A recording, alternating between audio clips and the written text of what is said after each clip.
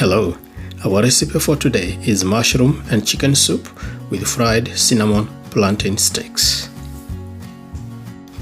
Heat butter in a pan and add the onions, ginger, garlic, rosemary and thyme and brown them.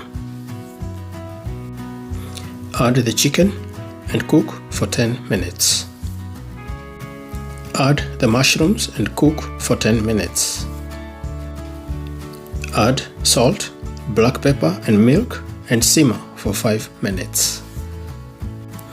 Peel and slice the semi-ripe plantains. Heat the cooking oil and cook the plantains until they are well done. Drain the excess oil. Add some salt and cinnamon. Enjoy your delicious meal and see you in our next recipe. Bye.